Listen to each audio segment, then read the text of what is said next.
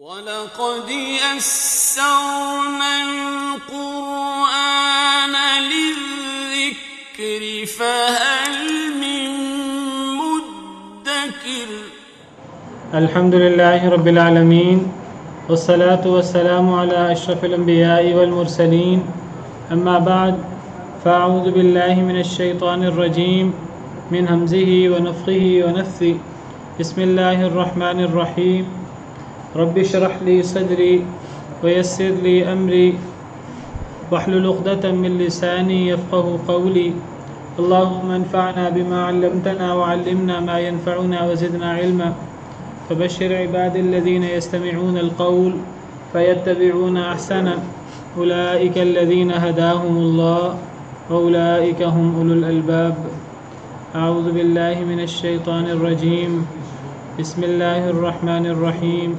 اهدنا الصراط المستقيم صراط الذين أنعمت عليهم غير المغضوب عليهم ولا الضالين أعوذ بالله من الشيطان الرجيم بسم الله الرحمن الرحيم اهدنا الصراط المستقيم دکھا ہمیں سیدھا راستہ. تو یہ وہ دعا ہے جو اس عظیم صورت کے اندر مانگی گئی ہے. تو پتہ لگا کہ صراط مستقیم کی دعا بہت عظیم دعا ہے اور یہ اللہ کی سب سے بڑی نعمت ہے اگر اللہ رب العالمین کسی کو سیدھے راستے پر چلا دے. اہدنا یہ ہدا یہدی ہدایت سے فعل امر ہے. اللہ تعالیٰ سے اس میں دعا کی گئی ہے. اللہ نے ہمیں دعا سکھائی ہے. ہم اللہ سے دعا کریں کہ اللہ تعالیٰ ہمیں ہدایت دے دیں الصراط المستقیم سیدھے راستے کی. اب ہدایت کے دو معنی ہوتے ہیں عربی زبان میں. ایک ہدایت کا معنی ہے کہ کسی کو سیدھا راستہ دکھا دینا، کسی کو بتا دینا کہ سیدھا راستہ کیا ہے، کسی کی رہنمائی کر دینا، کسی کو خبردار کر دینا، کسی کو بتا دینا. اور ایک ہدایت سے مراد کسی کو باقاعدہ توفیق دے دینا سیدھے راستے پر چلنے کی، کسی کو باقاعدہ سیدھے راستے پر چلا دینا، اس کے دل کو بدل کر سیدھے راستے پر گامزن کر دینا. تو یہ ہدایت کے دو معنی ہوتے ہیں. ایک میں توفیق اور چلانے کا معنی ہے سیدھا راستے پر، اور ایک میں سیدھا راستہ دکھانا اور سیدھا راستہ واضح کرنا، اس کا معنی ہے. ہدایت کا لفظ دونوں معنوں میں استعمال ہوتا ہے. یہاں دونوں معنی مراد ہو سکتے ہیں کہ اے اللہ تعالیٰ ہمیں دکھا دے سیدھا راستہ کون سا ہے، ہمیں بتا دے سیدھا راستہ کون سا ہے. ہمارے سامنے حق اور باطل اگر آپ سیدھا راستہ نہیں بتائیں گے تو خلط ملط رہے گا، ہمیں تذبذب رہے گا. تو اے اللہ تعالیٰ ہمیں تذبذب سے نکال کر ہمیں دکھا دیں کہ سیدھا راستہ کون سا ہے، ہمارے سامنے بالکل واضح ہو جائے سیدھا راستہ. یہ مطلب بھی ہو سکتا ہے اللہ تعالیٰ سیدھا راستہ دکھا دیں اگر ہمارے سامنے سیدھا راستہ واضح نہیں ہے، اللہ تعالیٰ سیدھا راستہ واضح کر دیں. اور یہ مطلب بھی ہو سکتا ہے اگر کوئی بندہ سیدھے راستے پر پہلے ہی گامزن ہے، سیدھے راستے پر چل رہا ہے، تو اے اللہ تعالیٰ ہمیں سیدھے راستے پر چلا دے، ہمیں مزید سیدھے راستے پر چلا دے، ہمیں سیدھے راستے سے ہٹا کر دوبارہ غلط راستے پر چلا نہ دینا، ہمیں ہدایت دینے کے بعد دوبارہ ہمارے دلوں کو ٹیڑھا نہ کر دینا، ہمیں سیدھے راستے پر چلائے رکھنا. گویا کہ سیدھے راستہ دکھانے کی دعا بھی مانگی گئی ہے، ہمارے سامنے واضح ہو جائے سیدھا راستہ کون سا ہے، اور سیدھا راستہ واضح ہونے کے بعد اس سیدھے راستے کی توفیق دینے کی اور سیدھے راستے پر چلانے کی دعا بھی مانگی گئی ہے. اور اگر کسی بندے کے سامنے اللہ نے سیدھا راستہ واضح کر دیا ہوا ہے، اس کو دکھا دیا ہوا ہے، پھر اس کو سیدھے راستے پر چلا بھی دیا ہوا ہے، تو پھر بھی اس دعا کی افادیت ختم نہیں ہوتی، کیونکہ پھر معنی یہ ہوگا کہ اللہ تعالیٰ اب اس سیدھے راستے پر چلائے رکھ. اب یہ نہ ہو کہ ہم سیدھے راستے سے دوبارہ ہمارا دل ٹیڑھے ہو جائیں اللہ کی توفیق نہ ہو، اللہ کی مدد نہ ہو، تو ایک انسان ہدایت پر چلنے کے باوجود، سیدھا رستہ واضح ہونے کے باوجود، سیدھے رستے پر چلنے کے باوجود انسان کا دل دوبارہ بہک سکتا ہے، انسان کا دل دوبارہ ٹیڑھا ہو سکتا ہے، شیطان کے داؤ میں آ سکتا ہے، اور بالکل ہو سکتا ہے کہ ایک بندہ اس کو اللہ نے بڑا علم دیا ہو اور وہ علم کے بعد، ہدایت کے بعد دوبارہ گمراہی کے رستے پر چل پڑے۔ یہ بالکل ممکن ہے اور اس کی مثالیں بھی موجود ہیں۔ افرأیت من اتخذ الہہ ہواہ واضلہ اللہ علی علم، کیا آپ نے اس شخص کو دیکھا ہے کہ جس نے اپنی خواہش کو اپنا معبود بنا رکھا ہے اور اللہ نے اسے علم کے باوجود گمراہ کر دیا۔ علیکم السلام ورحمۃ اللہ وبرکاتہ۔ یہ بالکل ممکن ہے کہ ایک بندہ اللہ رب العالمین کی طرف سے واضح آیات اس کو مل چکی ہوں، وہ واضح آیات دیکھ چکا ہو، پھر وہ واضح آیات کے مطابق عمل کر رہا ہو، لیکن وہ عمل کرتے کرتے پھر اس سیدھے رستے سے بہک جائے، ایسا بھی ہو سکتا ہے۔ اللہ نے اس کی مثال بھی پیش کی ہے سورہ اعراف میں، وَاتْلُ عَلَيْهِمْ نَبَأَ الَّذِي آتَيْنَاهُ آيَاتِنَا فَانْسَلَخَ مِنْهَا فَأَتْبَعَهُ الشَّيْطَانُ فَكَانَ مِنَ الْغَاوِينَ۔ اے نبی صلی اللہ علیہ وسلم، ان پر اس شخص کا قصہ پڑھیں کہ جسے ہم نے اپنی آیتیں دی تھیں، آیتوں کا علم دیا تھا، وہ ان آیتوں کے مطابق چلتا تھا، اور بعض مفسرین تو کہتے ہیں کہ اس کے پاس اس میں اعظم کا علم بھی تھا، اور وہ جو دعا کرتا تھا دعا پوری ہوتی تھی۔ فَانْسَلَخَ مِنْهَا، پھر وہ نکل گیا اس سے۔ فَأَتْبَعَهُ الشَّيْطَانُ، پھر شیطان نے اسے اپنے پیچھے لگا لیا۔ فَكَانَ مِنَ الْغَاوِينَ، تو وہ بہک جانے والوں میں سے ہو گیا۔ وَلَوْ شِئْنَا لَرَفَعْنَاهُ بِهَا، اگر ہم چاہتے تو ہم اس کو ان آیات کی وجہ سے بلندی دے دیتے۔ وَلَكِنَّهُ أَخْلَدَ إِلَى الْأَرْضِ، لیکن اس نے یہ سمجھا کہ میں دنیا میں ہمیشہ رہوں گا، وہ دنیا کی نعمتوں کی طرف، دنیا کی دھوکے کی طرف لگ گیا۔ وَاتَّبَعَ هَوَاهُ، اور اپنے خواہش کے پیچھے لگ گیا۔ فَمَثَلُهُ كَمَثَلِ الْكَلْبِ، اس کی مثال کتے کی مثال ہے۔ إِن تَحْمِلْ عَلَيْهِ يَلْهَثْ أَوْ تَتْرُكْهُ يَلْهَثْ، اگر اس پر کوئی آپ بوجھ ڈالیں تو پھر بھی وہ ہانپے گا، اور اگر آپ اس کے اوپر بوجھ نہ ڈالیں پھر بھی وہ ہانپے گا۔ تو یہ اس شخص کی مثال ہے جسے اللہ نے علم دیا تھا آیتوں کا، اور وہ ان آیتوں کے مطابق عمل کرتا تھا۔ بلم بن باعوث، بعض مفسرین نے اس کا نام بھی ذکر کیا ہے اسرائیلیات کو مد نظر رکھتے ہوئے۔ تو اللہ تعالیٰ سے سیدھے راستے، یہ بھی دعا مانگنی چاہیے اللہ تعالیٰ ہمیں سیدھا راستہ دکھا دے، سیدھا راستہ ہمارے سامنے واضح کر دے سورج کی طرح، اور ہم سیدھے راستے کو سیدھا راستہ سمجھتے رہیں۔ ورنہ یہ ہو سکتا ہے کہ ایک بندہ جو ہے وہ غلط راستے کو سیدھا راستہ سمجھتا ہو، شبہات میں مبتلا ہو۔ شبہات کا فتنہ اپنے خواہش پر چلنے کے فتنے سے زیادہ ہے، جس کو شہوات کا فتنہ کہتے ہیں۔ دو بڑے چیزیں ہیں جن کی وجہ سے انسان گمراہ ہوتا ہے۔ ایک شبے کا مطلب یہ ہے کہ انسان کے سامنے حق واضح ہی نہیں ہوتا، وہ قرآن و حدیث کے دلائل پڑھتا نہیں ہے، یہ پڑھتا ہے تو اس کے سامنے کتاب و سنت کے دلائل واضح نہیں ہوتے، وہ شبہات کا شکار ہے، وہ غلط کو صحیح سمجھتا جا رہا ہے، وہ سمجھ رہا ہے کہ میں بڑا ہی اچھا کام کر رہا ہوں، میں بڑی ہی نیکی کر رہا ہوں، حالانکہ وہ گناہ کر رہا ہے، اللہ کی نافرمانی کر رہا ہے۔ قُلْ هَلْ نُنَبِّئُكُم بِالْأَخْسَرِينَ أَعْمَالًا، کہہ دیجئے کیا ہم تمہیں خبر نہ دیں ان لوگوں کی جو اعمال کے اعتبار سے سب سے زیادہ خسارے میں، الَّذِينَ ضَلَّ سَعْيُهُمْ فِي الْحَيَاةِ الدُّنْيَا، جن کی دنیا کی کوشش ضائع ہو گئی، وَهُمْ يَحْسَبُونَ أَنَّهُمْ يُحْسِنُونَ صُنْعًا، اور وہ گمان کر رہے تھے کہ وہ بڑا اچھا کام کر رہے ہیں۔ تو یہ شبے کا فتنہ، یہ بہت بڑا فتنہ ہے۔ اور دوسرا فتنہ ہوتا ہے شہوات کا فتنہ۔ انسان کو پتہ ہو حق کیا ہے باطل کیا ہے، لیکن انسان دنیاوی مفادات کی وجہ سے اپنے خواہش کے پیچھے لگ کر انسان حق کو چھوڑ کر، اس کو پتہ ہے کہ یہ باطل ہے، یہ غلط ہے، مجھے غلط طرف لے جائے گا، لیکن وہ دنیاوی وقتی مفادات کے لیے پھر بھی باطل کو اختیار کیے رکھے۔ کیوں؟ شہوت کے پیچھے لگ کر، اپنی خواہش کے پیچھے لگ کر، جس کو شہوت کہتے ہیں۔ شہوت سے مراد ہوس، عورتوں کی شہوت بھی ہو سکتی ہے، اور اس شہوت سے مراد نعمتوں کی شہوت اور نعمتوں کی لالچ بھی ہو سکتی ہے، روپے پیسے کی لالچ۔ یہ دو فتنے ہیں، ایک شبے کا اور ایک شہوت کا، اور شبے کا فتنہ شہوت کے فتنے سے بھی زیادہ بڑا ہوتا ہے، کیونکہ اگر ایک انسان کو کبھی ٹھوکر لگے اور انسان کبھی اللہ کے قریب ہونے کی کوشش کرے، اگر تو اسے پتہ ہے کہ وہ غلط راستے پر چل رہا ہے اور دنیاوی وقتی مفادات کے لیے وہ آنکھیں بند کر کے غلط راستے پر چل رہا ہے، جب ٹھوکر لگے گی، جب کبھی اس کے دل میں آئے گا کہ میں صحیح راستہ اختیار کروں، تو اسے پتہ ہوگا میں غلط راستے پر چل رہا ہوں دنیاوی مفادات کے پیچھے لگ کر، تو وہ اپنا صحیح غلط راستہ چھوڑ دے گا، سیدھے راستے پر چل پڑے گا جب ٹھوکر لگے گی۔ لیکن شبے کا فتنہ ایسا فتنہ ہوتا ہے انسان کو پتہ ہی نہیں ہوتا میں غلط راستے پر چل رہا ہوں، وہ سمجھ رہا ہوتا ہے میں تو سب سے اچھا کام کر رہا ہوں۔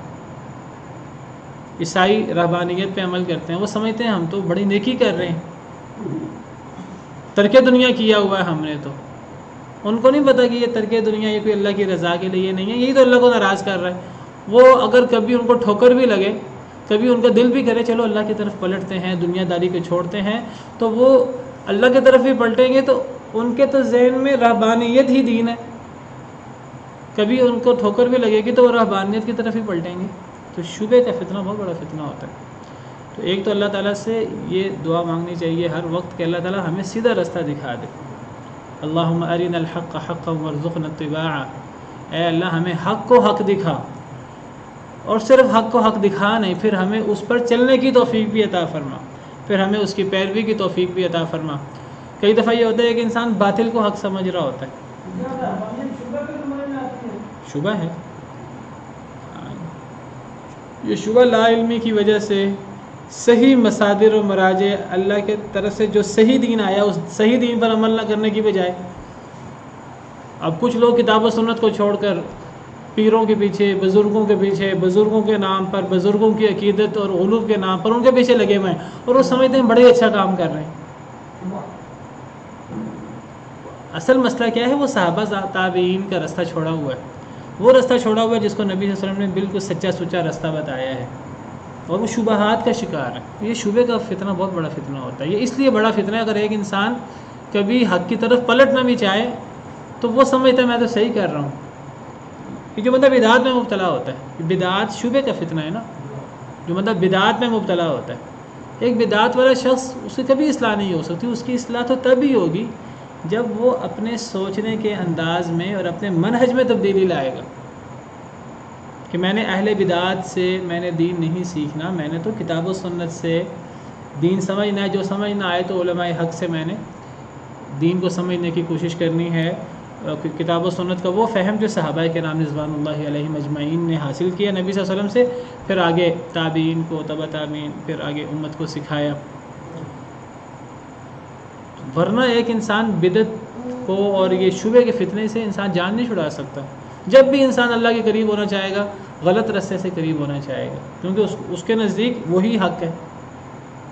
اب ایک بندہ شرک کیے جا رہا ہے اور وہ سمجھ رہا ہے کہ میں عین توحید کر رہا ہوں، میں تو توحید پر عمل کر رہا ہوں، اور میں تو بزرگوں کی جو ہے وہ شان بیان کر رہا ہوں، اور میں تو نبی کی شان بیان کر رہا ہوں، اور وہ اپنی طرف سے دین کا بیڑا غرق کیے جا رہا ہے۔ تو شبہ کا فتنہ ہے، یہ بہت بڑا فتنہ ہوتا ہے۔ بہرحال تو اللہ رب العالمین سے ایک تو صراط مستقیم، اے اللہ تعالیٰ ہمارے سامنے سیدھا راستہ واضح ہو جائے، اس کی دعا کرنی چاہیے۔ اور اس کی دعا یہ ہر نماز کے وقت انسان جب بھی یہ دعا کرے تو باقاعدہ غور کر کے اس کے معنی پہ غور کر کے انسان دعا کرے کہ اے اللہ ہر مسئلے میں میرے سامنے صراط مستقیم، سیدھا راستہ جو حق راستہ ہے وہ واضح کر دے، کہیں یہ نہ ہو کہ ہم حق کو باطل اور باطل کو حق سمجھ رہے ہوں۔ اگر حق کو باطل سمجھیں گے تو پھر ہم اس پہ عمل نہیں کریں گے، باطل کو حق سمجھیں گے تو بڑے ذوق و شوق سے اللہ کو راضی کرنے کے لیے اپنی طرف سے عمل کریں گے۔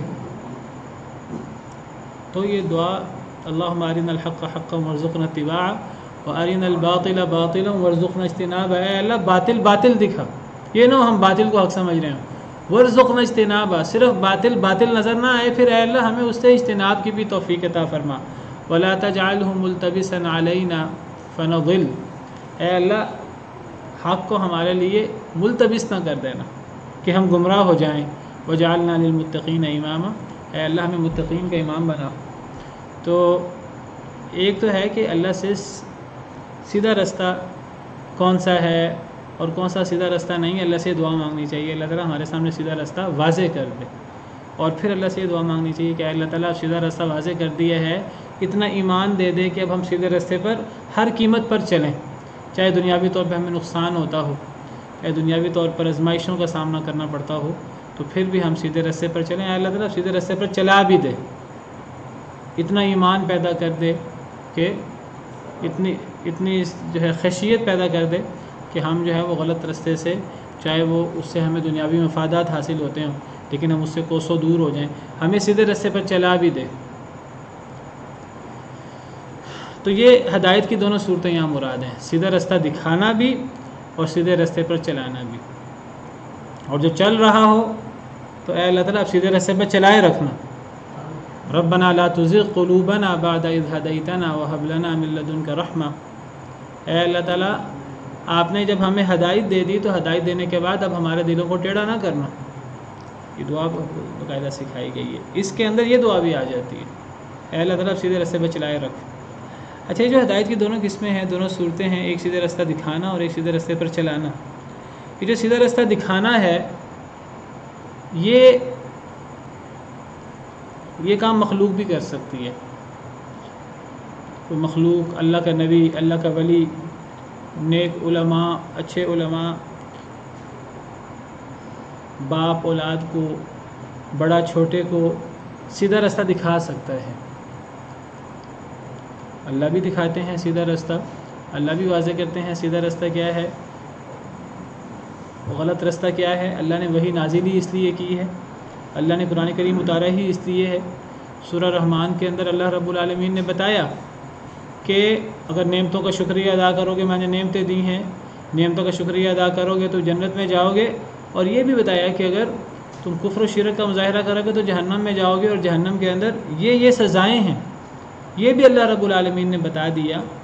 اور پھر اللہ رب العالمین نے سزاؤں کے بارے میں جو بتایا ہے، کڑی ترین سزائیں، ان سزاؤں کے بعد اللہ رب العالمین نے فرمایا ہے کہ یہ اللہ رب العالمین کی نعمت ہے، تم اپنے رب کی کس کس نعمت کو جھٹلاؤ گے۔ اللہ نے نیکی کرنے پر جنت ملے گی اور گناہ کرنے پر، نافرمانی کرنے پر جہنم ملے گی۔ اللہ نے یہ دونوں باتیں بتا دی ہیں، اور یہ دونوں باتیں جو ہیں اللہ رب العالمین کی نعمت ہے، اللہ رب العالمین کا احسان ہے۔ اللہ نے بتا دیا کہ سیدھے راستے پر چلو گے تو یہی انعام ملے گا، برے راستے پر چلو گے تو یہ سزا ملے گی۔ تو یہ ہے سیدھا راستہ دکھا دینا، برا راستہ واضح کر دینا۔ یہ گمراہی کا راستہ ہے، یہ حق کا راستہ ہے۔ یہ اللہ تو کرتے ہی کرتے ہیں، یہ کام مخلوق بھی کر سکتی ہے۔ لیکن جو دوسری قسم ہے ہدایت کی، کہ کسی کو سیدھے راستے پر چلا دینا، کسی کو سیدھے راستے کی توفیق دے دینا، کسی کے دل کو سیدھے راستے پر گامزن کر دینا، یہ کام اللہ کے علاوہ کوئی نہیں کر سکتا۔ تو قرآن کریم میں ہمیں دونوں قسم کی آیات ملتی ہیں ہدایت کے حوالے سے۔ ہمیں قرآن کریم سے یہ بھی پتہ لگتا ہے کہ نبی ہدایت دے سکتے ہیں، اللہ نے ہر قوم کے لیے کوئی نہ کوئی ہادی رکھا ہوتا ہے، وَلِكُلِّ قَوْمٍ ہَادٍ، ہر قوم کے لیے کوئی نہ کوئی ہادی ہوتا ہے۔ اب اس ہادی سے مراد نبی یا نبی کے ورثاء، علماء، اولیاء اللہ، علماء مراد ہیں۔ ہر قوم کے لیے کوئی نہ کوئی ڈرانے والا ہوتا ہے۔ وَإِن مِّنْ أُمَّةٍ إِلَّا خَلَا فِيهَا نَذِيرٌ، کوئی امت نہیں گزری مگر ان میں ڈرانے والا گزرا ہے۔ تو یہ جو ڈرانے کا کام ہے، یہ جو ہدایت دینے کا کام ہے، جو ہر امت میں کوئی نہ کوئی ضرور ہوتا ہے، ایک سے زیادہ بھی ہوتے ہیں، تو یہاں ہدایت دینے سے مراد سیدھا اور غلط راستہ واضح کر دینا، یہ بتا دینا کہ یہ سیدھا راستہ ہے، یہ غلط راستہ ہے۔ یہ کام مخلوق بھی کر سکتی، جس طرح اللہ رب العالمین قرآن کریم میں نبی کریم صلی اللہ علیہ وسلم کے حوالے سے فرماتے ہیں وَإِنَّكَ لَتَهْدِي إِلَى صِرَاطٍ مُسْتَقِيمٍ۔ عام طور پہ اگر یہاں ہدایت جو ہے وہ سیدھا راستہ دکھانے کے معنی میں ہو تو اس کے بعد الہ آتا ہے، وَإِنَّكَ لَتَهْدِي إِلَى صِرَاطٍ مُسْتَقِيمٍ، اور بے شک آپ البتہ رہنمائی کرتے ہیں سیدھے راستے کی طرف۔ نبی کریم صلی اللہ علیہ وسلم کو خطاب ہے کہ اے نبی صلی اللہ علیہ وسلم، آپ لوگوں کی رہنمائی کرتے ہیں سیدھے راستے کی طرف۔ تو یہاں ہدایت سے مراد سیدھے راستے پر چلانا ہوا، توفیق دینا ہوا کہ سیدھا راستہ دکھانا ہوا؟ سیدھا راستہ دکھانا مراد ہوا۔ اور بے شک آپ البتہ ہدایت دیتے ہیں، یعنی لوگوں کو، یعنی رہنمائی کرتے ہیں الی صراط مستقیم، سیدھے راستے کی طرف، صراط اللہ الذی، اس اللہ کے راستے کی طرف، الذی لہ ما فی السماوات و ما فی الارض، جس کے لیے ہر وہ چیز جو آسمانوں میں ہے اور زمین میں ہے وہ ساری اسی کے لیے۔ تو یہاں ہدایت جو ہے وہ اس سے مراد سیدھا راستہ دکھانا ہے، اور بعض آیات میں ہدایت سے مراد سیدھے راستے پر چلا دینا ہے، اور وہاں صراحت ہے کہ یہ کام صرف اللہ رب العالمین کر سکتے ہیں۔ جس طرح سورہ قصص میں اللہ تعالیٰ فرماتے ہیں اِنَّكَ لَا تَهْدِي مَنْ أَحْبَبْتَ وَلَكِنَّ اللَّهَ يَهْدِي مَن يَشَاءُ، سورہ قصص آیت نمبر 56۔ اللہ فرماتے ہیں کہ اے نبی صلی اللہ علیہ وسلم، بے شک آپ نہیں ہدایت دے سکتے جسے آپ چاہیں، وَلَكِنَّ اللَّهَ يَهْدِي مَن يَشَاءُ، لیکن اللہ جسے چاہے ہدایت دے۔ تو یہاں ہدایت دینے سے مراد کسی کا دل موڑ دینا، کسی کے دل کو سیدھے راستے پر گامزن کر دینا، کسی کو سیدھے راستے کی توفیق دے دینا، کسی کو سیدھے راستے پر چلا دینا، یہ مراد ہے۔ جب نبی صلی اللہ علیہ وسلم کے چچا فوت ہوئے اور وہ اسلام لائے بغیر فوت ہو گئے، کلمہ پڑھے بغیر فوت ہو گئے، نبی صلی اللہ علیہ وسلم نے بڑی کوشش کی کہ وہ کلمہ پڑھ لیں، تو پھر آپ بڑے ہی غمگین ہوئے۔ چچا نے پوری زندگی آپ کی مدد کی، آپ کا ساتھ دیا، تو آپ کو بڑا ہی آپ کو تکلیف پہنچی۔ غیر بھی اگر کفر پر فوت ہوتے تھے، اسلام قبول نہ کرتے تھے، تو آپ کو بڑی تکلیف ہوتی تھی، بڑا تاسف ہوتا تھا، بڑا غم ہوتا تھا، اور آپ غم کے مارے، اللہ قرآن میں فرماتے ہیں شاید کہ آپ اپنے آپ کو ہلاک کر ڈالیں غم کے مارے۔ تو یہ تو پھر چچا تھے آپ کے، تو آپ کو بڑا ہی افسوس تھا۔ تو اللہ تعالیٰ نے قرآن کی آیتیں نازل کر دیں کہ آپ جسے چاہیں آپ اسے ہدایت نہیں دے سکتے، اللہ جسے چاہتا ہے اللہ ہدایت دیتا ہے۔ وَهُوَ أَعْلَمُ بِالْمُهْتَدِينَ، اللہ زیادہ جاننے والا ہے ہدایت یافتہ لوگوں کو۔ تو یہاں ہدایت سے مراد کسی کے دل کو بدل دینا، کسی کو توفیق دینا مراد ہے۔ اسی طرح اللہ فرماتے ہیں فَمَن يُرِدِ اللَّهُ أَن يَهْدِيَهُ يَشْرَحْ صَدْرَهُ لِلْإِسْلَامِ، اللہ جسے ہدایت دینا چاہتے ہیں اللہ اس کے سینے کو اسلام کے لیے کھول دیتے ہیں۔ یہاں ہدایت سے مراد سیدھے راستے کی توفیق دینا، سیدھے راستے پر چلانا ہے۔ تو سیدھے راستے کی توفیق دینا اور سیدھے راستے پر چلانا اور دل کو موڑنا، یہ اللہ وحدہ لا شریک کا کام ہے۔ یہ مخلوق میں کوئی، چاہے وہ بڑے سے بڑا ولی نبی کیوں نہ ہو، کوئی بھی یہ کام نہیں کر سکتا۔ لیکن ایک ہے سیدھا راستہ دکھا دینا، لوگوں کو خبردار کر دینا، لوگوں کو حق باطل بتا دینا، تو یہ کام تو نبی بھی کرتے ہیں، نبیوں کے ورثاء بھی کرتے ہیں۔ نبی صلی اللہ علیہ وسلم نے فرمایا تھا کہ حل بلغت، کیا میں نے دین پہنچا دیا ہے، کیا میں نے حق باطل واضح کر دیا ہے؟ صحابہ کرام نے کہا آپ نے دین پہنچا دیا ہے۔ اللہ تعالیٰ نے قرآن کریم میں جگہ جگہ فرمایا آپ کا کام پہنچانا ہے، آپ کا کام بتا دینا ہے، انما علیک البلاغ، آپ پر پہنچا دینا ہے۔ ہدایت کے دونوں معنی ہیں۔ تو جو جی ہم اچک لیے جائیں اس زمین سے، انہوں نے کہا، کفار نے کہا اگر ہم ہدایت کی پیروی کریں، اگر ہم اسلام قبول کر لیں تو ہمیں دنیا میں رہنے کون دے گا؟ ہم دنیا میں رہ نہیں سکیں گے، لوگ ہمیں اچک لیں گے زمین سے۔ کیا مطلب لوگ ہمیں زمین میں رہنے نہیں دیں گے؟ کیا مطلب ہم تجارت کیسے کریں گے؟ سب لوگ ہمارے دشمن ہو جائیں گے، جس طرح صحابہ کے مسلمانوں کے دشمن ہوئے ہیں، تو سارا عرب ہمارا دشمن ہو جائے گا، ہم سے کاروبار کون کرے گا، ہم سے لین دین کون کرے گا؟ اس لیے ہم ہدایت قبول نہیں کرتے۔ بہرحال اگلی آیت۔ تو یہ بہت جامع دعا ہے، اور یہ اتنی اہم دعا ہے کہ ہمیں ایک دن میں 17 مرتبہ کم از کم یہ دعا لازمی مانگنی ہے۔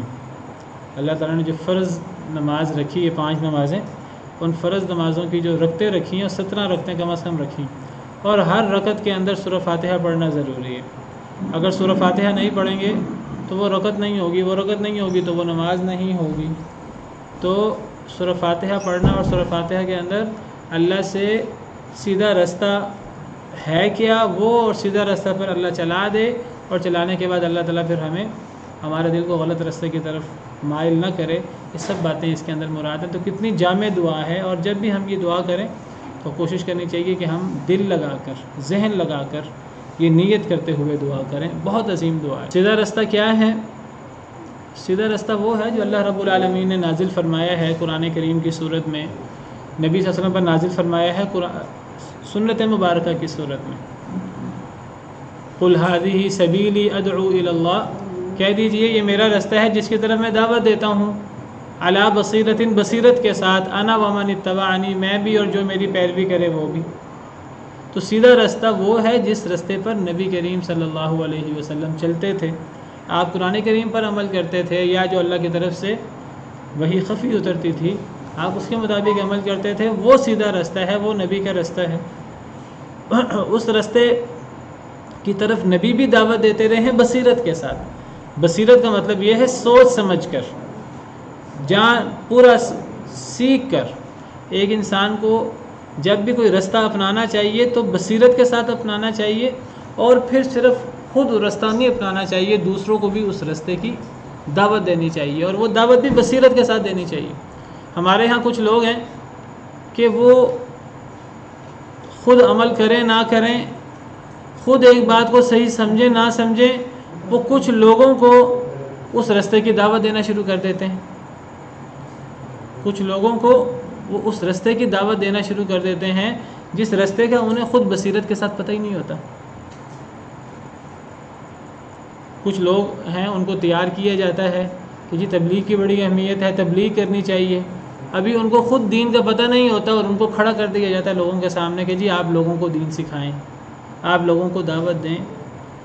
انسان کو دعوت تب دینی چاہیے، پہلی بات ہے کہ دعوت دینی چاہیے سیدھے رستے کی طرف، پہلے خود اس رستے پر گامزن ہونا چاہیے، اور اس رستے کی ہمیں بصیرت ہونی چاہیے، اور پھر اس رستے کی طرف بصیرت حاصل کرنے کے بعد لوگوں کو دعوت دینی چاہیے۔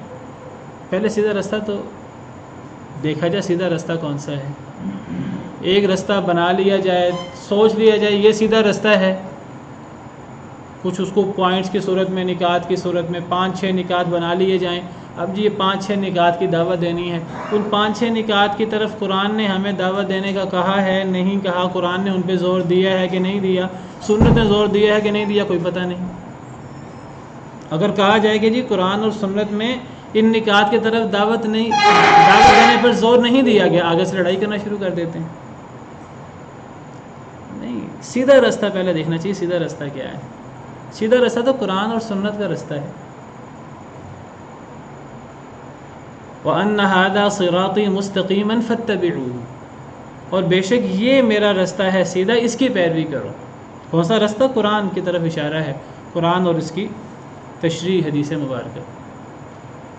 سورہ نام کے اندر 10 احکامات ہیں، ایک آیت کے اندر 5 احکامات ہیں، دوسری آیت کے اندر 4 احکامات ہیں، 9 احکامات ہو گئے، اور تیسری آیت کے اندر ایک ہی حکم ہے جو آپ سمجھیے کہ ان سب پر بہاری ہے، اور ان سب کا آپ سمجھیے کہ جامع ہے، اور وہ یہ ہے وَأَنَّ هَذَا صِرَاطِي مُسْتَقِيمًا فَاتَّبِعُوهُ، کہ یہ میرا رستہ ہے، یہ قرآن جس کے اندر اللہ رب العالمین نے یہ باقی 9 احکامات بیان کیے ہیں، اور 10واں حکم بیان ہو رہا ہے، یہ میرا رستہ ہے سیدھا، اس کی پیروی کرو۔ قرآن اور قرآن کی تشریح، جس کی تشریح کرنے، جس کی وضاحت کرنے اللہ نے نبی کریم صلی اللہ علیہ وسلم کو مبعوث فرمایا، وَأَنزَلْنَا إِلَيْكَ الذِّكْرَ لِتُبَيِّنَ لِلنَّاسِ مَا نُزِّلَ إِلَيْهِمْ، یہ ہے سیدھا رستہ۔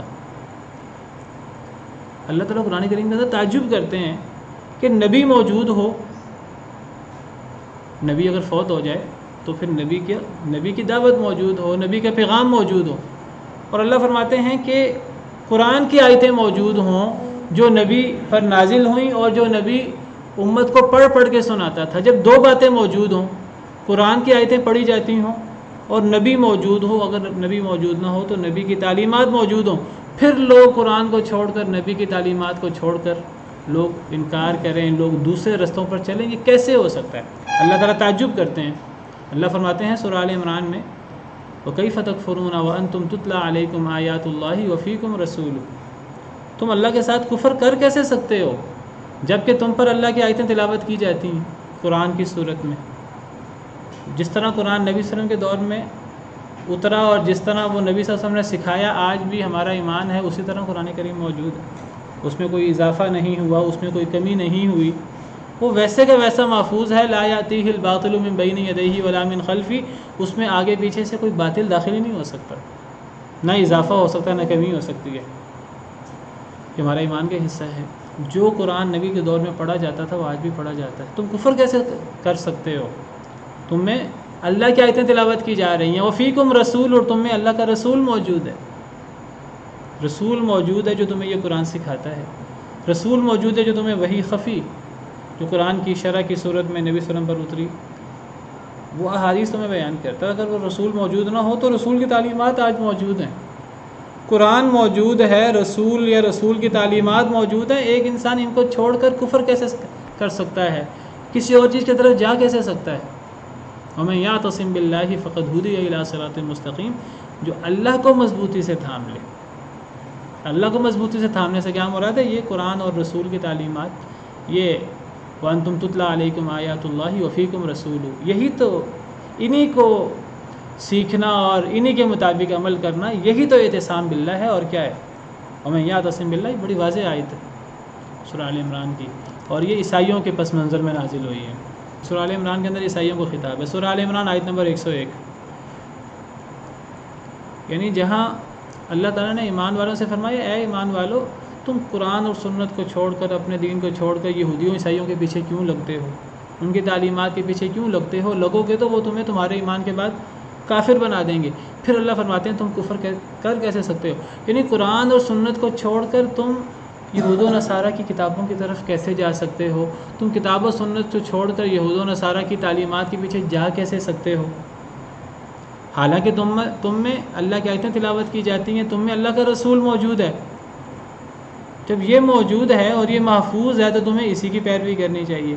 جب انسان کتاب و سنت کو چھوڑ کر تورات و انجیل کی طرف نہیں جا سکتا، جو در حقیقت اللہ کی کتابیں تھیں، اگرچہ ان میں تحریف ہو چکی ہے، تو پھر ایک انسان کتاب و سنت کو چھوڑ کر لوگوں کی باتوں کے پیچھے کیسے جا سکتا ہے؟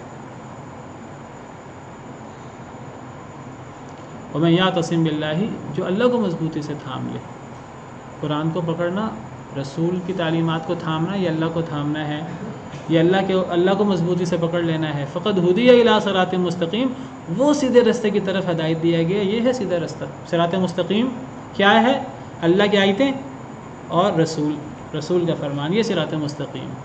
اور پھر آگے فرمایا یا ایھا الذین آمنوا اتقوا اللہ حق تقاتہ، اے ایمان والو اللہ سے ڈرو جیسے ڈرنے کا حق ہے۔ اللہ سے ڈرنے کا تقاضا یہ ہے کہ انسان صراط مستقیم پر چلے، قرآن اور سنت کی تعلیمات پر چلے۔ وَلَا تَمُوتُنَّ إِلَّا وَأَنْتُمْ مُسْلِمُونَ، ہرگز نہ تم مرنا مگر اس حال میں کہ تم مسلمان ہو۔ پھر فرمایا وَاعْتَصِمُوا بِحَبْلِ اللَّهِ جَمِيعًا وَلَا تَفَرَّقُوا، اللہ کی رسی کی مضبوطی سے تھام لو، سب مل کر، اور تفرقہ بازی نہ کرو۔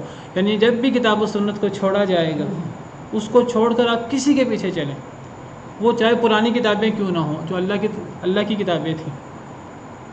قیل و قال کو تو چھوڑیں، لوگوں کی باتوں کو تو چھوڑیں، اللہ کی کتابوں کو، جو پرانی کتابیں تھیں، اگر ان کو پکڑا جائے گا کتاب و سنت کو چھوڑ کر، تو پھر بھی تفرقہ بازی ہوگی۔ تو تفرقہ آتا ہی کتاب و سنت کو چھوڑنے سے، صراط مستقیم کو چھوڑنے سے، اور صراط مستقیم نام ہے قرآن و سنت کا۔ ترکت فیکم امرین لن تضلوا ما ان تمسکتم بہما کتاب اللہ و سنتی، میں تم میں دو چیزیں چھوڑ کر جا رہا ہوں، اگر تم ان دو چیزوں کو مضبوطی سے پکڑ لو گے تو کبھی گمراہ نہیں ہوگے، اللہ کی کتاب اور میری سنت۔ تو یہ صراط مستقیم ہے۔ صراط مستقیم اور کہیں سے نہیں آ سکتا، ہمارے پاس صراط مستقیم کو جاننے کا اور کوئی ذریعہ ہے ہی نہیں، صرف اور صرف قرآن اور سنت۔ ہاں، قرآن اور سنت سے مراد کیا ہے، یہ نبی کریم صلی اللہ علیہ وسلم نے صحابہ کرام کو سکھا دیا، یہ صحابہ کرام سے پتہ لگے گا۔ صحابہ کرام نے قرآن کی فلاں آیت سے کیا مراد دیا، صحابہ کرام نے نبی کریم صلی اللہ علیہ وسلم کے فلاں فرمان سے کیا مراد دیا، صحابہ کرام کے ہاں جو قرآن و سنت کا مفہوم تھا وہ بہتر مفہوم ہے، وہ وہی مفہوم ہے جو اللہ اور اللہ کے رسول کی مراد ہے۔ ایک بندہ کہ جی میں کتاب و سنت پر عمل کرتا ہوں، مراد کتاب و سنت سے وہ لیتا ہے جو آج تک کسی نے نہیں لی، تو وہ کتاب و سنت پہ عمل نہیں کر رہا۔ یہ بہت بڑا فتنہ ہے کہ ایک بندہ نام کتاب و سنت کا لے اور کہ دیکھو جی قرآن سے یہ ثابت ہوتا ہے، حدیث سے یہ ثابت ہوتا ہے، حالانکہ وہ بات 1500 سال میں، 1400 سال میں آج تک کسی نے قرآن سے نہ سمجھی ہو، نہ کسی نے حدیث سے سمجھی ہو، نہ کبھی کسی صحابی نے قرآن کی اس آیت کا وہ مفہوم بیان کیا، نہ کسی تابعی نے، نہ کسی تبع تابعی نے، نہ کسی امام نے۔ آج تک کسی کو قرآن کی اس آیت کا وہ مفہوم پتہ ہی نہیں لگا جو فلاں شخص بیان کر رہا ہے، حدیث کا جو مفہوم وہ بیان کر رہا ہے، جی میں تو تب صحیح بخاری صحیح مسلم کے حدیث بیان کرتا ہوں۔ یہ صحیح بخاری صحیح مسلم کے حدیث تو آپ بیان کرتے ہیں، کیا ان حدیث کا جو مفہوم آپ بیان کر رہے ہیں، کیا وہ مفہوم آج تک کسی نے بیان کیا ہے؟ خیر القرون قرنی، بہترین زمانہ نبی صلی اللہ علیہ وسلم کا زمانہ ہے، پھر جو ان کے بعد کا زمانہ ہے، پھر جو ان کے بعد کا زمانہ ہے۔ جو بات کتاب و سنت کا مفہوم خیر القرون میں تھا ہی نہیں، خیر القرون والوں نے نہیں لیا، آج وہ حق کیسے ہو سکتا ہے؟ تو صراط مستقیم کیا ہے؟ کتاب اللہ، سنت رسول اللہ، صحابہ کرام رضوان اللہ علیہم اجمعین کے فہم کے مطابق، جس طرح صحابہ کرام نے کتاب و سنت کو سمجھا۔ ہمارے ہاں آج جتنے گروہ ہیں، قادیانی ہوں،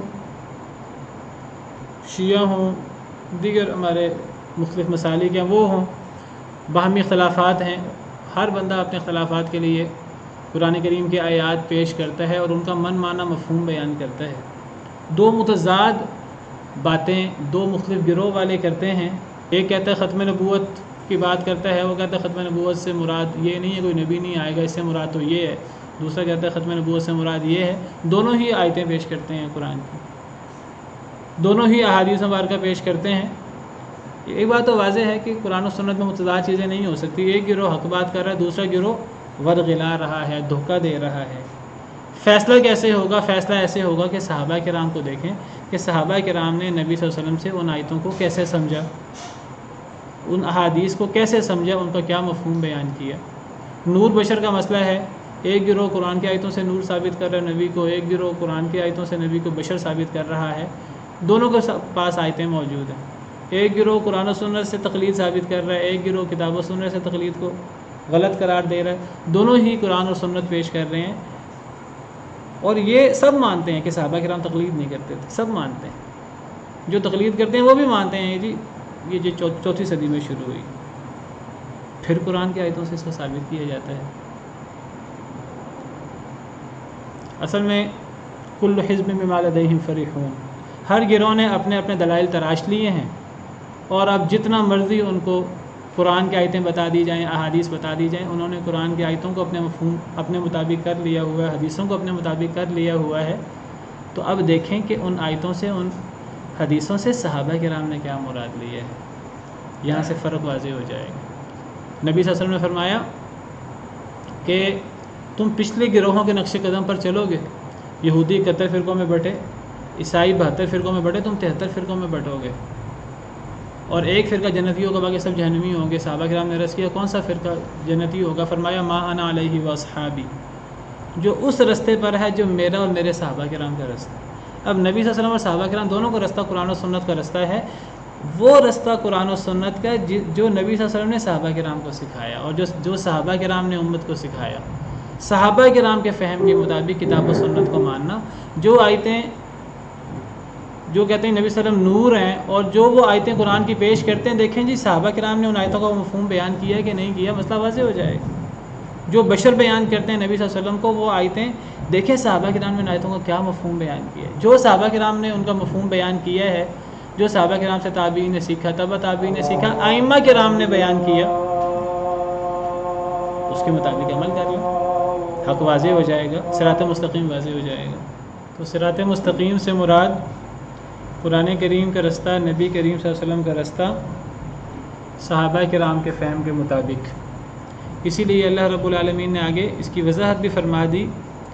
یہ صراط مستقیم سیدھا رستہ کون سا ہے؟ صراط الذین انعمت علیہم، یہ رستہ ان لوگوں کا ہے جن پر اے اللہ آپ نے انعام کیا۔ اے اللہ ہمیں وہ سیدھا رستہ دکھا جو حقیقت میں سیدھا رستہ ہو، جو حقیقت میں ان لوگوں کا رستہ ہو جن پر اے اللہ آپ نے انعام کیا۔ اللہ تعالیٰ نے کن پر انعام کیا؟ تو قرآن کریم سے ہی ثابت ہے۔ قرآن کریم میں ہی اللہ تعالیٰ فرماتے ہیں سورہ نساء میں، سورہ نساء آیت نمبر 69، وَمَن يُطِعِ اللَّهَ وَالرَّسُولَ، جو اللہ اور اللہ کے رسول کی اطاعت کرے، فَأُولَٰئِكَ مَعَ الَّذِينَ أَنْعَمَ اللَّهُ عَلَيْهِم مِّنَ النَّبِيِّينَ وَالصِّدِّيقِينَ وَالشُّهَدَاءِ وَالصَّالِحِينَ، یہی وہ لوگ ہیں جو ان لوگوں کے ساتھ ہیں جن پر اللہ نے انعام کیا۔ جو اللہ اور اللہ کے رسول کی اطاعت کرے، اگرچہ وہ خود نبی نہ ہو، اگرچہ وہ خود صدیق نہ ہو، اگرچہ وہ خود شہداء میں سے نہ ہو، اگرچہ وہ خود بہت نیک نہ ہو، لیکن وہ اللہ اور اللہ کے رسول کی اطاعت کرتا ہے، اللہ اور اللہ کے رسول کے اپنی بساط کے مطابق پیروی کرنے کی کوشش کرتا ہے، تو یہ نبیوں، صدیقین، شہداء اور صالحین کے ساتھ ہوگا۔ یہ قیامت کے دن ان لوگوں کے ساتھ ہوگا جن پر اللہ کا انعام ہوا، جو نبی ہیں، صدیقین ہیں، شہداء اور صالحین ہیں۔ تو پتہ لگا کہ اللہ کا انعام ان لوگوں پر ہوا ہے، نبیوں پر، صدیقین پر، شہداء اور صالحین پر۔ تو صراط مستقیم کی ہم اللہ سے دعا مانگتے ہیں، اور صراط مستقیم سے مراد کیا ہے؟ وہ ان لوگوں کا رستہ ہے جن پر اللہ نے انعام کیا، وہ نبیوں کا رستہ ہے۔ ہمیں نبیوں کی پیروی کرنی ہے، نبیوں کی ان تعلیمات کی۔ نبی صلی اللہ علیہ وسلم تو ہمارے نبی ہیں، ہم ان کے امتی ہیں، آپ کی ہمیں ہر بات کی پیروی کرنی ہے، اور پچھلے انبیاء کرام علیہم السلام ہمیں ان کے رستے کی پیروی بھی کرنی ہے، کیونکہ اللہ تعالیٰ نے ہمارے پیارے نبی صلی اللہ علیہ وسلم کو پرانے انبیاء کرام علیہم السلام کے قصے بیان کیے، اور اللہ رب العالمین نے نبی صلی اللہ علیہ وسلم کو پرانے انبیاء کے نقش قدم پر چلنے کا حکم بھی دیا ہے۔ قل صدق اللہ فاتبع ملت ابراہیم حنیفا، حضرت ابراہیم علیہ السلام کی ملت کی پیروی کریں جو یک طرفہ تھے۔ وقالوا كونوا هودا او نصارى تهتدوا، یہودیوں عیسائیوں نے کہا یہودی عیسائی بن جاؤ تو تم ہدایت یافتہ ہو جاؤ گے۔ اللہ نے فرمایا نہیں، بل ملت ابراہیم حنیفا، یہودی عیسائی نہ بنو، ابراہیم علیہ السلام کی ملت کی پیروی کرو جو یک طرفہ تھے، انہوں نے توحید کی دعوت دی ہے۔ اللہ تعالیٰ نے قرآن کریم میں نبیوں کے قصے بھر دیے ہیں، قرآن کریم کا بڑا حصہ قصوں پہ مشتمل ہے۔ وہ کیوں بیان کیے ہیں؟ تاکہ ہم نبیوں کے نقش قدم پر چلیں، نبی صلی اللہ علیہ وسلم نبیوں کے نقش قدم پر چلیں، اور ہم نبی صلی اللہ علیہ وسلم کے نقش قدم پر چلیں۔ اللہ تعالیٰ نے نبیوں کا ذکر کر کے فرمایا اولئک الذین ھدی اللہ فبہداہ مقتدی، اے نبی صلی اللہ علیہ وسلم اللہ نے ان نبیوں کو ہدایت دی تھی، آپ بھی انہی کی ہدایت کی پیروی کریں۔ تو اللہ نے نبی کریم صلی اللہ علیہ وسلم کو پرانے انبیاء کرام علیہم السلام کی نقش قدم پر چلنے کا حکم دیا۔ فاصبر کما صبر اولو العزم من الرسل، اس طرح صبر کریں جس طرح اولو العزم رسولوں نے صبر کیا۔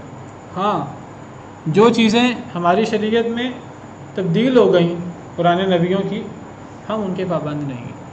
پرانے نبیوں کی جو تعلیمات منسوخ ہو گئی اس کو چھوڑیں، ہم اپنے ہی دین میں جو چیزیں منسوخ ہو گئی ہم اس کے پابند بھی نہیں ہیں۔ یہ کوئی کسی کی تنقیص، کسی کی توہین نہیں ہے کہ کسی نئے نبی آنے کی وجہ سے پچھلے نبی کی کچھ تعلیمات منسوخ ہو جائیں۔ یہ اللہ رب العالمین کی حکمت بالغ ہے۔ اگر یہ کوئی تنقیص ہوتی تو پھر ہمارے دین کے اندر نسخ نہ ہوتا، پھر صرف ہمارا دین پچھلے ادیان کے لیے ناسخ ہوتا، لیکن ہمارا دین پچھلے ادیان کے لیے بھی مہیمن ہے۔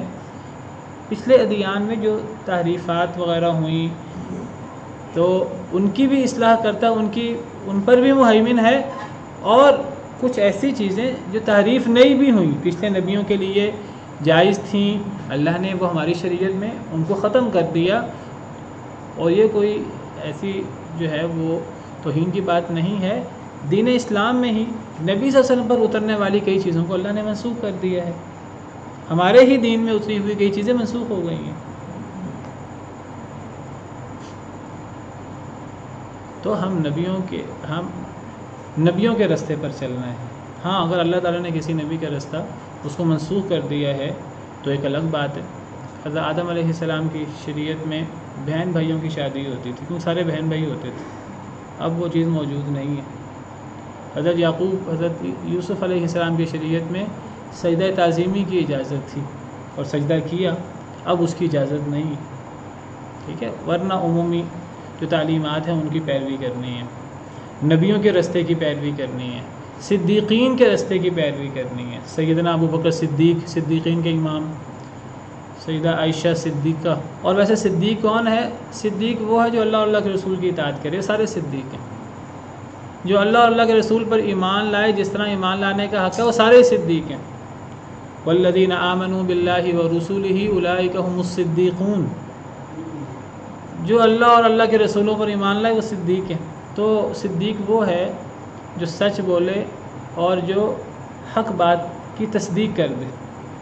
والذی جاء بالصدق وصدق بہ، وہ جو سچائی لایا یعنی نبی، وصدق بہ، اور جس نے بھی اس سچائی کی تصدیق کر دی، اسی سے صدیق نکلا ہے۔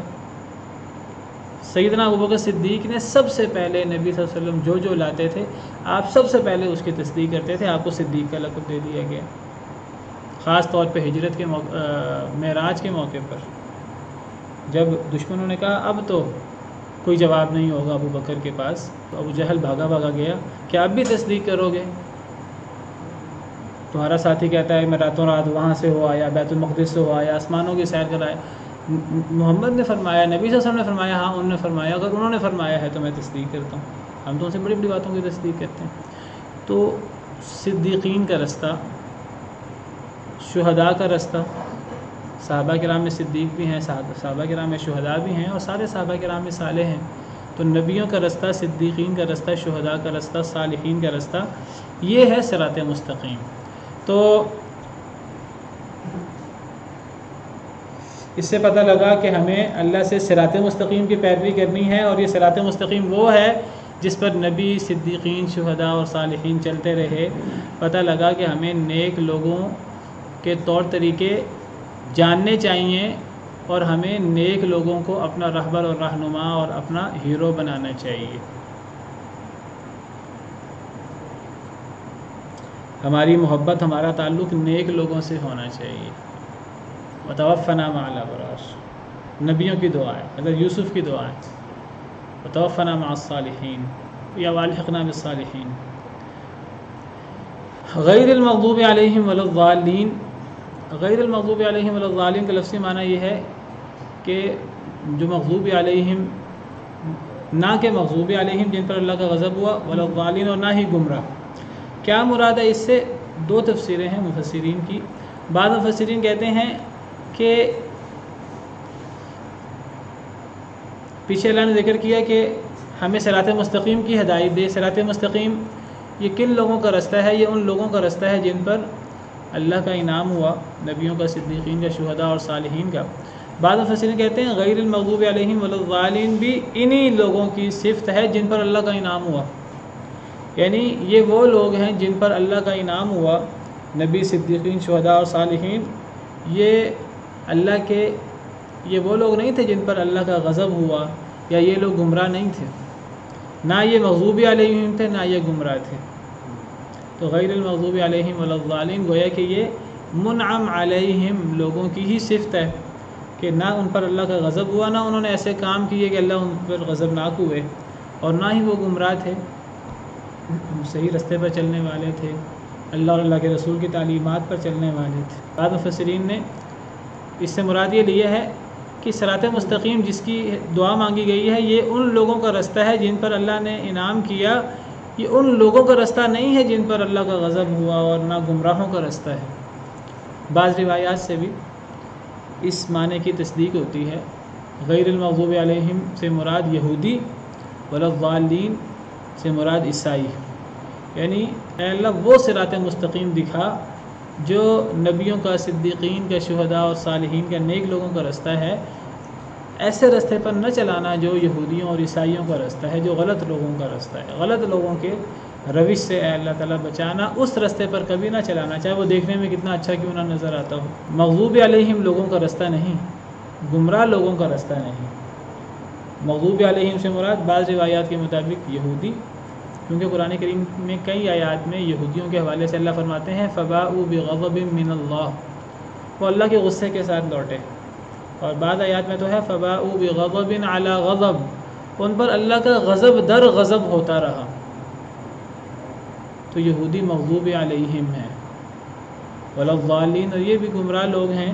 پتہ لگا کہ نیک لوگوں جیسا عمل کرنے کی کوشش کرنی چاہیے، نیک لوگوں جیسا منہج اور رویہ اپنانے کی کوشش کرنی چاہیے، نیک لوگوں کو اپنا ہیرو، اپنا رہبر اور رہنما بنانا چاہیے، برے لوگوں سے اپنے آپ کو بچانا چاہیے، برے لوگوں کو اپنا رہبر اور رہنما نہیں بنانا چاہیے، برے لوگوں کی تعریف نہیں کرنی چاہیے، برے لوگوں کو اپنا ہیرو نہیں بنانا چاہیے، برے لوگوں جیسا بننے کی کوشش نہیں کرنی چاہیے، برے لوگوں کی چال ڈھال، ان کا فیشن، ان کے طور طریقے اپنانے نہیں چاہیے۔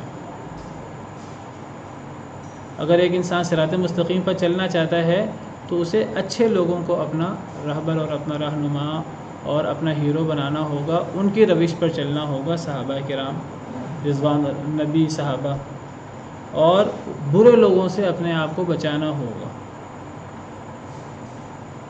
اور اگر ہم اپنی تاریخ کو بھول جائیں نیک لوگوں کو بھول جائیں، نیک لوگوں کے طریقے کو بھول جائیں اور ہمارے سامنے ہر چیز کے لیے ہمارے سامنے یہود و نصارہ نمونہ ہوں، تو پھر اس سے کبھی ترقی نہیں ہو سکتی، اس سے کبھی کامیابی نہیں ہو سکتی، اس سے گمراہی ہی گمراہی آ سکتی ہے.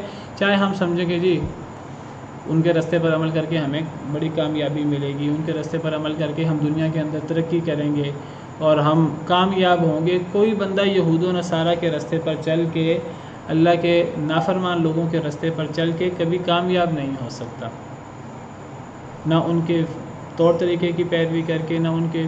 آج کئی لوگ کہتے ہیں کہ جی یہ یہود و نصارہ اور یہ جو کفار ہیں یہ اصل میں مسلمانوں نے اپنا دین چھوڑ دیا ہے اور مسلمانوں کا دین انہوں نے اپنا لیا ہے اور یہ مسلمانوں کے راستے پر عمل کر کے کامیاب ہوئے ہیں. اب ہمیں اس طریقے سے کامیابی حاصل کرنی ہے جس طریقے سے یہود و نصارہ نے کامیابی حاصل کی ہے. اور دھوکہ کیا دیتے ہیں اپنے آپ کو کہ یہود و نصارہ نے قرآن پر عمل کر کے کامیابی حاصل کی ہے، ہم نے چھوڑ دیا ہے. اب ہمیں کیا کرنا ہے؟ اب ہمیں جس طریقے سے قرآن پر عمل کر کے یہود و نصارہ نے کامیابی حاصل کی ہے ہمیں اس طریقے سے کامیابی حاصل کرنی ہے. کتنا بڑا دھوکہ ہے جو شیطان ہمیں دیتا ہے، کتنا بڑا دھوکہ ہے جس دھوکے میں ہم مبتلا ہوتے ہیں.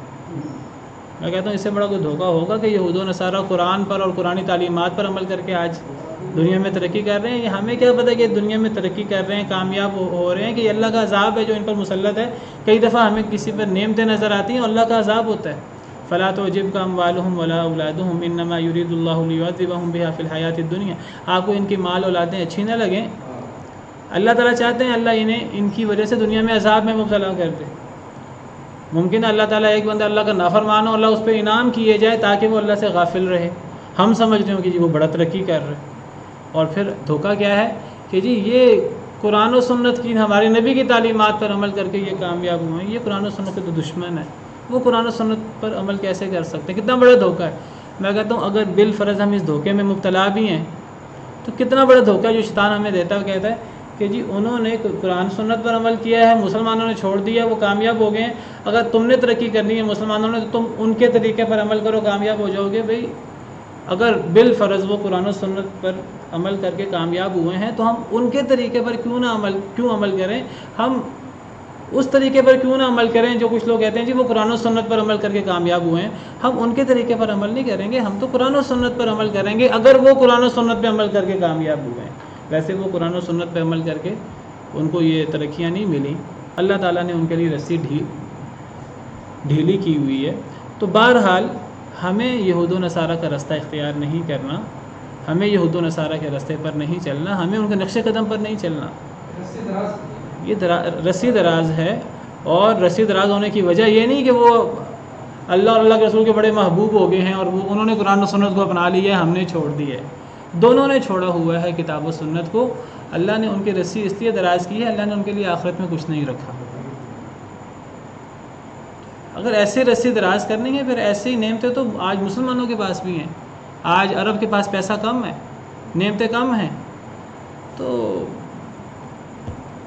مسئلہ یہ ہے کہ ہمیں یہود و نصارہ کے راستے پر چل کے ترقی حاصل نہیں کرنی، ہمیں اپنے راستے پر چل کے ترقی حاصل کرنی ہے. اللہ اور اللہ کے رسول کے راستے پر چلنا ہے جو صراط مستقیم کا راستہ ہے، جو صراط مستقیم پر ہمیں چلنا ہے، نبیوں، صدیقین، شہداء اور صالحین کے راستے پر. سبحان ربک رب العزت عما یصفون وسلام علی المرسلین والحمد للہ.